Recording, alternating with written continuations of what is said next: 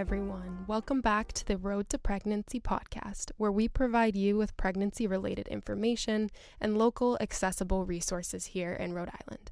I'm one of your co-hosts, Ashley Houlihan. And I'm your other co-host, Malia. Thank you again for joining us. Today we have a very exciting episode with a special guest to help us break down nutrition and healthy eating in pregnancy. Eating well before, during, and after pregnancy is one of the best things you can do for both you and your baby. Nutritional needs change around pregnancy, and navigating that change can be confusing. We are here to help you through that and answer some of the most commonly asked questions. And as always, we'll be discussing local Rhode Island resources, as well as tips and tricks to help you eat right and feel your best. We're so fortunate to have the opportunity to speak with Dr. Katelyn Fox, a registered dietitian and assistant professor at the Department of Psychiatry and Human Behavior at Brown University's Medical School. Her research focuses on the intersection of maternal health, child feeding practices, and childhood obesity prevention. Katelyn investigates how maternal mental health, stress, and psychosocial factors influence the feeding environment and child eating behaviors with the goal of developing and implementing interventions that improve the diet quality and reduce obesity risk among children, particularly in historically marginalized communities. Today, we're excited to talk to Katelyn specifically about the important role of nutrition in early pregnancy and how what you eat while pregnant can impact not only your pregnancy journey, but also the health of you and your baby after the baby is here. Katelyn, welcome to the Road to Pregnancy podcast. We're so excited to have you here.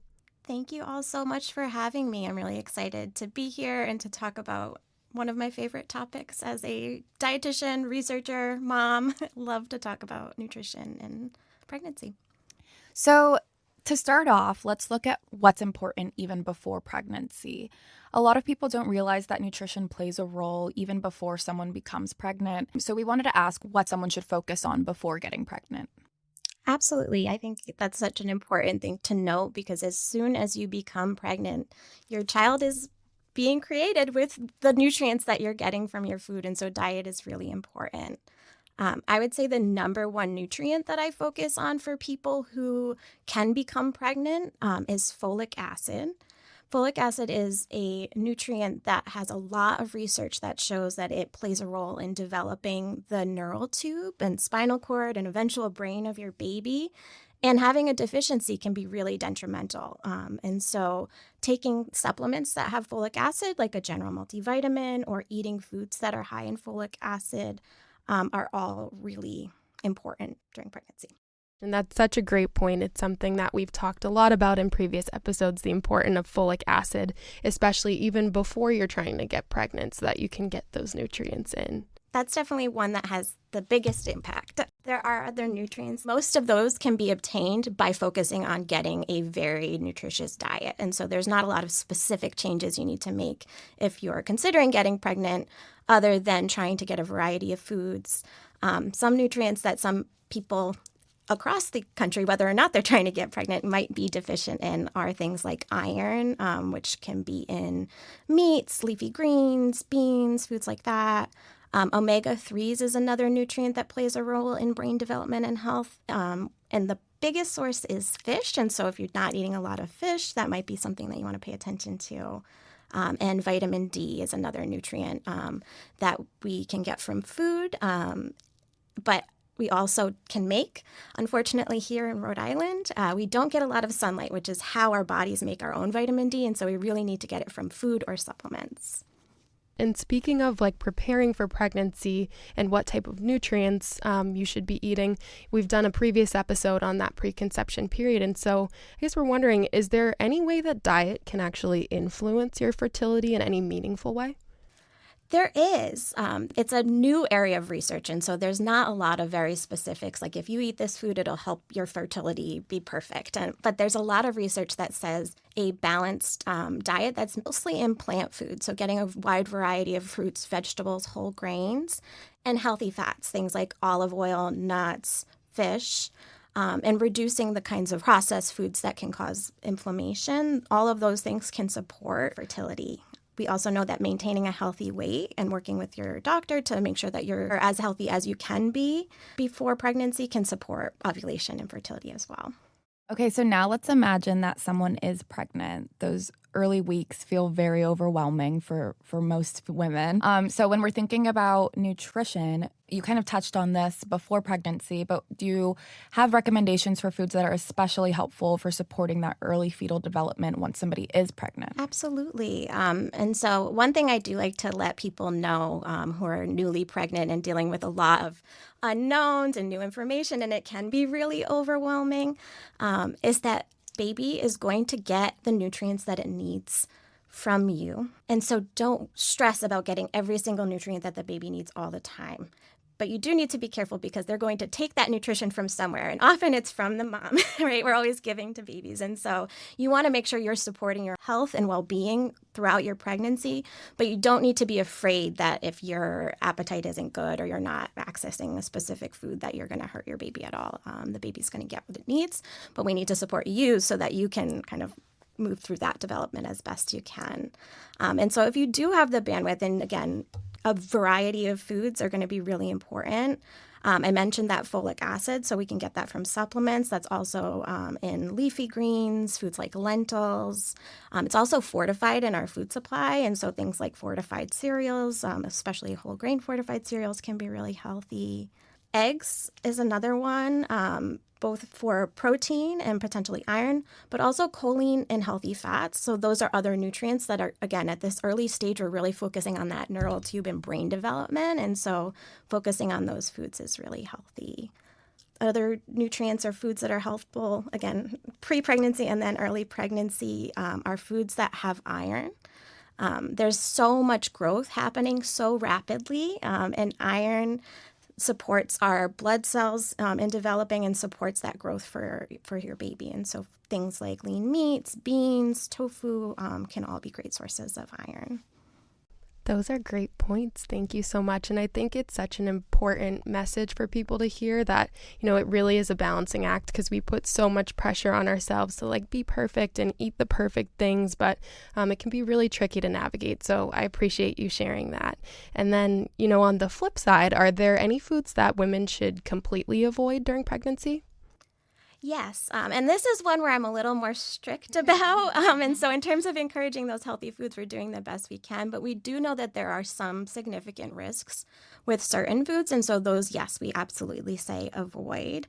Alcohol being one. And so usually I'll recommend even prior to becoming pregnant, if you know that you're trying to become pregnant, avoiding alcohol is one that's really important. And it's also not a nutrient, right? So it's something we need to avoid, and it's not giving us anything in terms of supporting our body or health. The other foods that we recommend avoiding completely are foods that put you at risk for foodborne illness, especially in early pregnancy, experiencing a condition such as Listeria or E. coli or any of the things that you see food recalls for, right? We really want to avoid those major illnesses early in pregnancy because of the stress they'll put on your body. And so the ones that we typically recommend avoiding are anything unpasteurized. And so no unpasteurized milk or cheeses. Also things that are at high risk of Listeria are things like deli meat and cold cuts. You can cook those, though. So it's not always popular, but if they're your favorite food and that's all you want when you're pregnant, you can cook those to kill the bacteria that puts you at risk. And so those aren't completely avoid, but be very careful and only consumed if you cooked it so that you can kill those bacteria that could make you sick. And again, things uncooked that you might typically have, so things like raw seafood, meats, undercooked eggs, anything that's not cooked completely to kill bacteria that could be present on the food could put you at risk of getting sick, and so we recommend avoiding it. And so that's where that no sushi during pregnancy. It is. So you can still have veggie sushi or any cooked fish sushi, but if raw tuna is your favorite, then we recommend until post-pregnancy to celebrate with that. Okay. And then zooming out a little bit, let's talk about the bigger picture of eating well throughout pregnancy. What does a balanced meal actually look like, and why is it so important to eat balanced meals and eat well during pregnancy?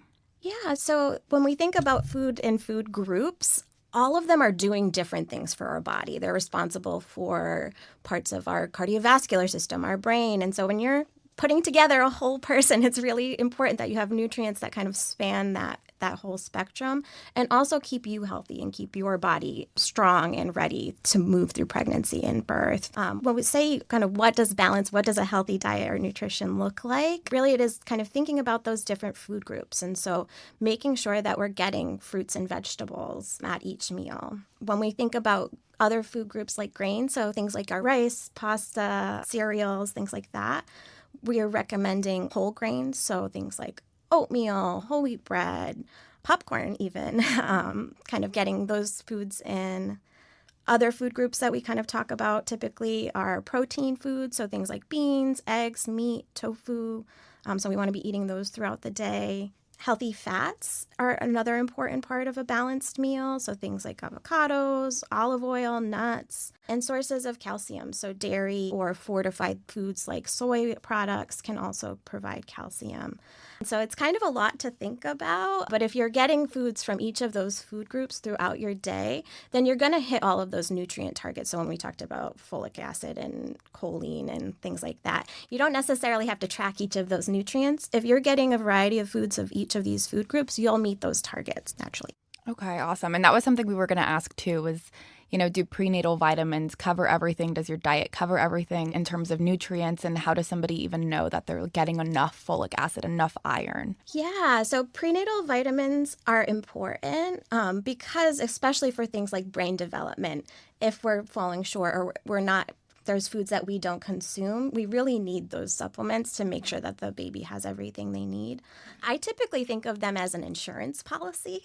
And so my goal is that we get all of our nutrients from our foods. And so if we can eat balanced meals that include all those food groups throughout the day, we don't have issues with our appetite, we can access all of those foods, then we'll probably get most of what we need. However, if you are a pickier eater or you have nausea during pregnancy and aren't able to eat as much as you need to, those supplements make sure that the baby gets what they need, even despite that. And so I think they're really important. There are variability in supplements. So supplements aren't things that are tightly regulated in the United States. And so it's important to talk to your medical provider about the supplements you're taking, or pharmacists can be really helpful for that, and making sure that we're getting all of those nutrients that we mentioned, the omega-3s, vitamin D, iron.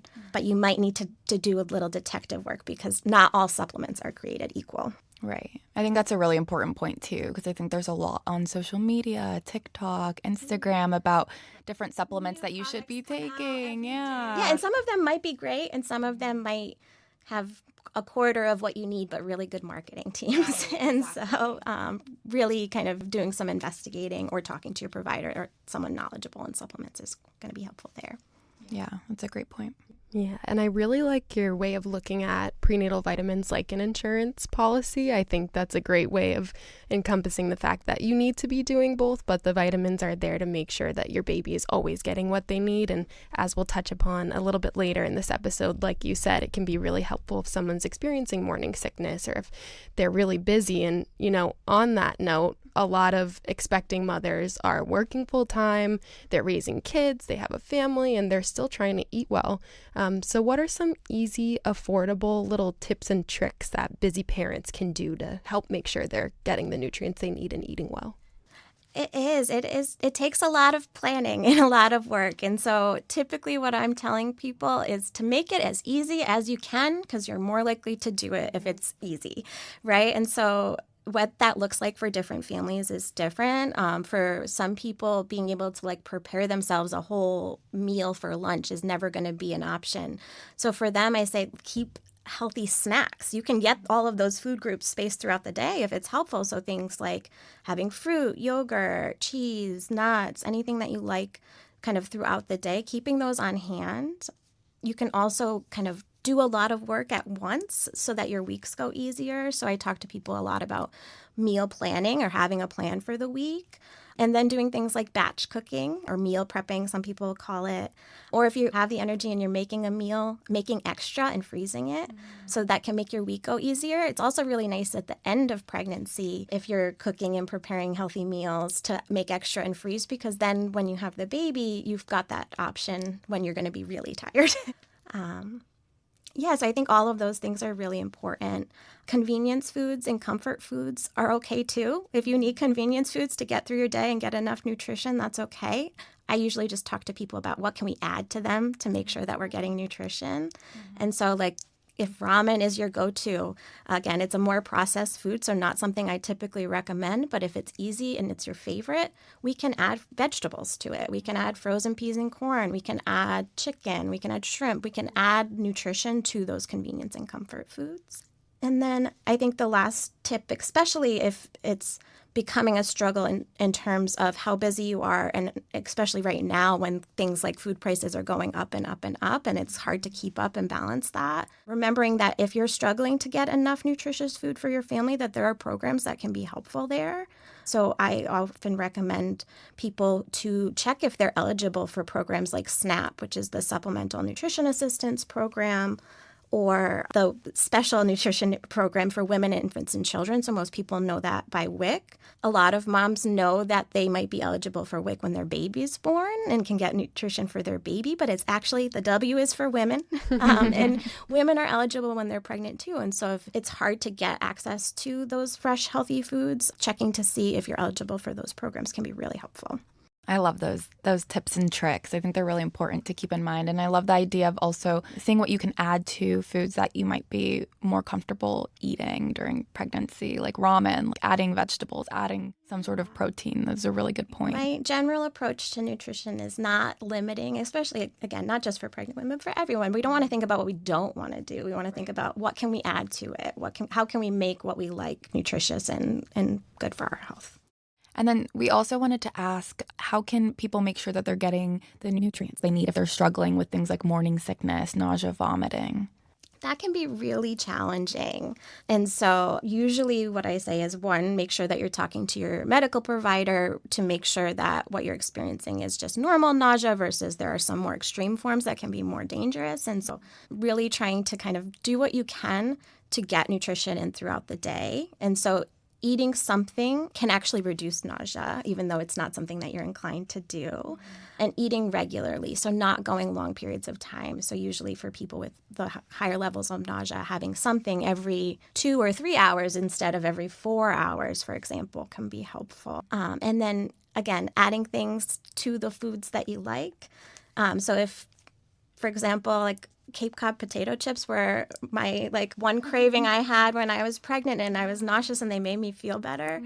And so I would say, okay, usually I might just have these by themselves, but I think I could probably get some hummus in there too. And so I chose a nutritious pair to my comfort food and allowed me to get some extra protein, extra iron in and still kind of take it easy until I felt like, okay, now I'm ready to eat a meal or go out. It took a little while, but kind of pairing those things. And then knowing that those vitamins were kind of my insurance policy during those weeks was helpful too. So make sure you keep taking those vitamins.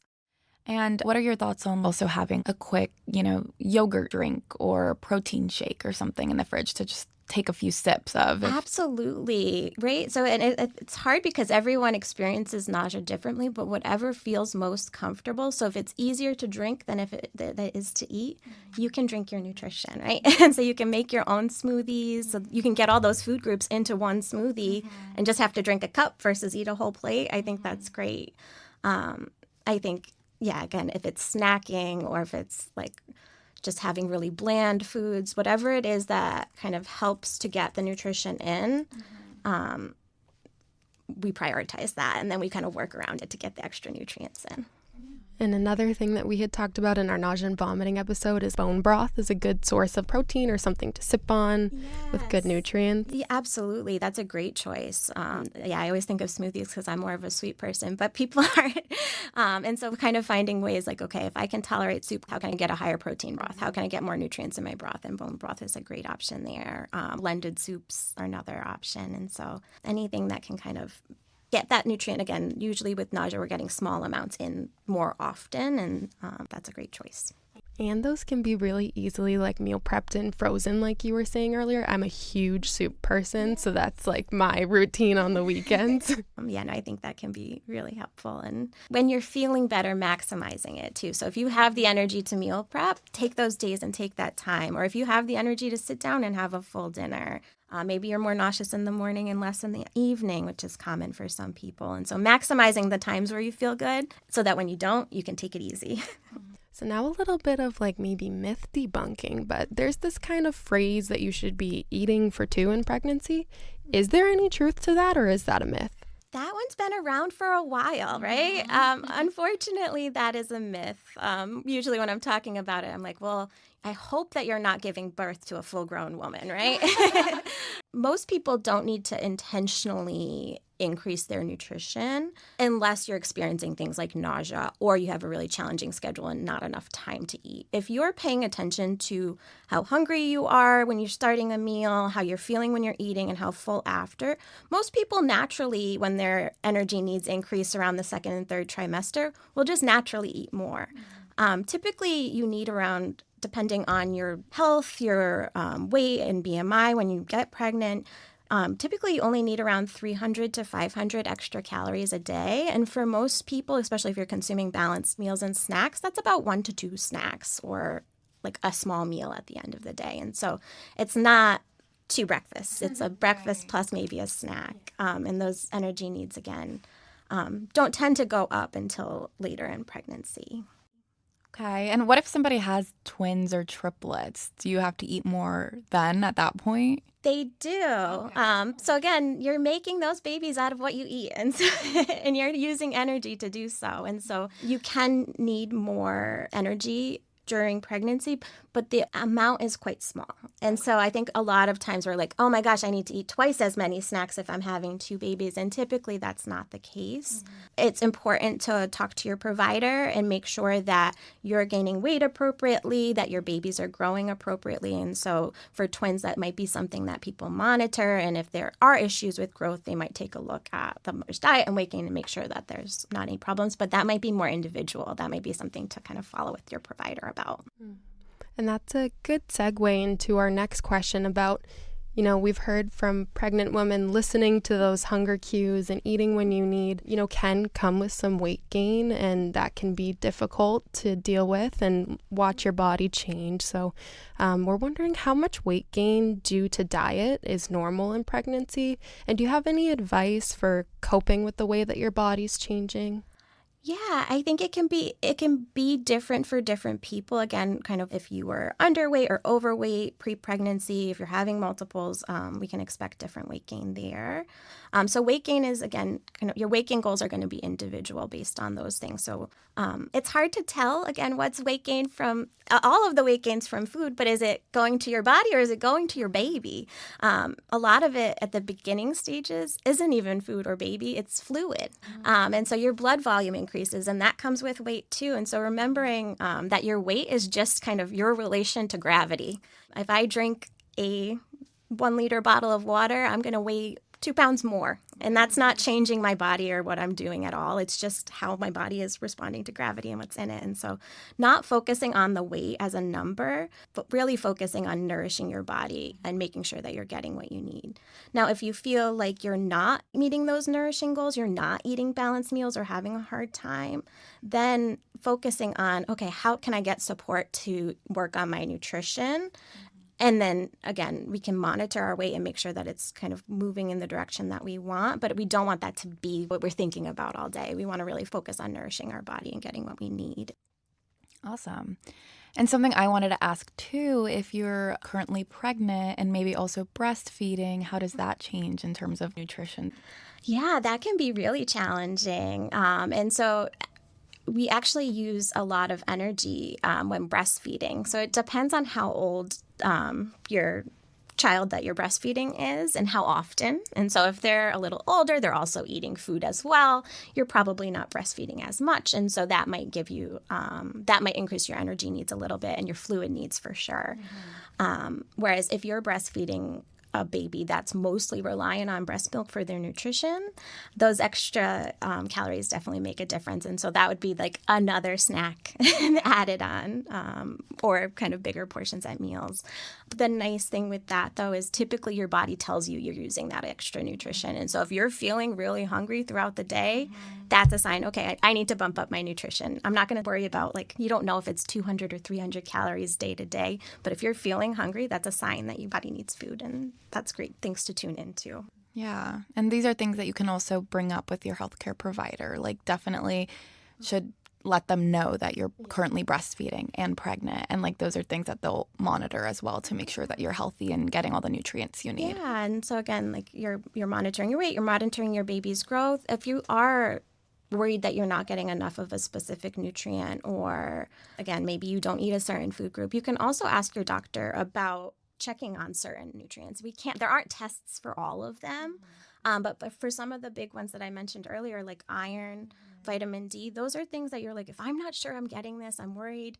Those are things you can talk to your provider about and check for symptoms of deficiencies, and they can monitor blood work and kind of help you get back to where you need to be. And so don't ignore things like if you're worried about not getting enough, or you experience symptoms that you're like, oh, I feel like I'm not getting enough nutrition, I'm really tired, or I keep getting sick. Those are things that you can bring up with your doctor and make sure that they can monitor and help you with if you need any. Awesome. Yeah. And I think that's something that you keep mentioning, is just trying to be as tuned into what your body is going through. Your body will let you know if something's not right. And so you're the expert of your body at the end of the day. Yeah. And it's not always food related, but sometimes it is. And so it can't help but to hear those signals and investigate and see if there's anything that we can do to support you with nutrition. Yeah. And changing gears a little bit, like, of course, not everyone eats in the same way. Some people have some external factors that might restrict their nutrition. So, if someone is vegetarian or vegan, how do they make sure they're meeting their nutritional needs in pregnancy? And also people with food allergies or intolerances to gluten or lactose, or, having conditions like diabetes. All of these impact what you're actually able to put into your body. Absolutely. And it takes a lot of planning. And so it can be challenging if you are managing blood sugars, or again, if you're a vegan. And I mentioned earlier, like, most people who eat a varied diet get those vitamins like iron, for example. But if you don't eat an entire food group like meat, then getting those is a little harder. It's totally possible, but it takes a lot more thought and planning. And so really focusing on getting those food groups in, and if you're missing one, whether it be because of a personal preference or diagnosis or allergy, making sure that any nutrients that are usually found in those food groups are coming from somewhere else. This can be challenging, and so a lot of times, especially with the increased nutrient needs, I'll recommend people meet with a registered dietitian. So I'm giving some general guidance now, but a dietitian could work with each specific nutrient that you need and making sure we're getting it, and then helping you come up with the plan so that you're not having to do it on your own, because it does take a lot of kind of forethought. But then once you have that plan, it becomes easier to kind of navigate throughout pregnancy. And so working with a dietitian can be really helpful if you have food groups that you don't eat, or specific foods that might be kind of rich in nutrients that you might otherwise get. And how can someone find a dietitian? Like, is that through their healthcare provider? Do they have to seek that out elsewhere? Yeah, so pregnancy providers, so obstetricians, gynecologists can refer you to registered dietitians. Many partner with them and so have people in their practice that they work with. In Rhode Island, you can look up eatright.org is a resource that has find a dietitian by zip code. There's apps, one called ZenCare, that has a list kind of vetted providers in Rhode Island. So you can look on your own. Most take insurance. Most people who are pregnant with insurance have at least one visit covered. Many have multiple visits depending on health condition and needs. And so kind of checking with your insurance company too can be helpful. And can you also talk a little bit about how cultural diets and traditions can fit into eating healthy during pregnancy? Absolutely. They can enhance everyone's healthy diet. And so I think that there's a lot of misconceptions out there because a lot of public health guidance is quite bland in terms of recommendations of steamed chicken and broccoli and brown rice. And that's not how most people eat. And it's not how most people enjoy their food, right? So to be able to sit and attune to our hunger and our fullness and really feel like we're getting something out of our meal, we have to enjoy it. And so leaning into those cultural traditions, and again, making sure that within those cultural traditions that we're getting a variety of food groups, that we're focusing on lean proteins, healthier fat options. So sometimes that does mean substitutions. Again, if I have a cultural dish that I eat on a holiday, that's a special occasion, that's a treat, that might not be something I want to eat for dinner every day during pregnancy, even if I'm craving it, right? So we want to make sure that we're still focusing on getting all those food groups and prioritizing kind of the most nutritious parts of those food groups. But the types of dishes that you make, those foods can be anywhere, and remembering that can be really helpful. Yeah, thank you so much. And before we wrap up, we wanted to talk a little bit more about practical resources and give you the opportunity, if you have any ideas of where people can find easy, low-cost recipes during pregnancy, or even resources in Rhode Island for people who need help accessing affordable food. Absolutely. So I mentioned before that the SNAP and WIC are two amazing federal resources that can provide financial assistance. In terms of recipes and a great local resource, along with SNAP, so the Supplemental Nutrition Program, there's an education component of that. And Rhode Island SNAP education component has excellent resources in terms of low-cost, nutritious, delicious, tested recipes. Mm-hmm. They have social media accounts, they have a website, and so that can be a really great resource for people. They're also, they publish those recipes in English and Spanish, and so we know a lot of people in Providence are Spanish speaking, and they have kind of resources in both languages that are easily accessible, and so are a great resource that I would recommend checking out. Yeah, we'll definitely link that in the show notes. Well, that was all such great information. Thank you so much for joining us today and sharing your knowledge with us and with our listeners. We're so grateful to have had you on the podcast for this episode. Thank you all so much, and thanks for helping families and mothers be healthy and get access to this information. It's so exciting. Thanks. All right. Now we're going to go through a rapid-fire list of some food and nutrition-related resources available for you to access in Rhode Island. The Comprehensive Community Action Program, also known as CCAP, is an amazing Rhode Island program that offers nutrition education and counseling, in addition to a food bank that you can access. They have counselors who can help you apply for WIC, speak to you about breastfeeding, even help you get connected to resources outside of nutrition. And so if you're unsure of how to navigate applying for social services, applying for WIC, or need help accessing food, this is a great place to start, and we're going to link that down below. And Meals on Wheels is a free food market for Rhode Island residents. Physical location is open Tuesdays from 10 a.m. to 2 p.m. and it's located at 70 Bath Street in Providence. They also have a mobile van during the weekdays, and we'll link the website down below so that you can check out the hours and the location of where to find that. If possible, bring a photo ID with proof of state residency to your first visit, but they say that they'll never turn down anybody who needs food or a healthy meal. And if transportation is an issue, Cartwheel Rhode Island is a free food pantry delivery service that you can apply to if you live in Providence, Pawtucket, Central Falls, or Cranston. They will deliver unperishable goods from a local Rhode Island food bank once a month to wherever you are. We've also linked a guide to all the food pantries in Rhode Island put together by the Rhode Island Free Clinic. Thank you all so much for tuning in to today's episode on nutrition and pregnancy. We hope that we've helped you feel more confident in your understanding of the types of food and nutrients that your body needs while pregnant. We also hope that if you need help putting food on the table or getting the right nutrients in pregnancy, that you know where in Rhode Island you can get that help. And please don't be afraid to bring up any food or housing insecurities during your prenatal appointments with your provider. Your care team is there to support you through this journey. Remember to follow us on Instagram at Road to Pregnancy for updates, helpful tips, and more pregnancy-related information. And share this episode with anyone who may want to learn more about nutrition and pregnancy. See you next time.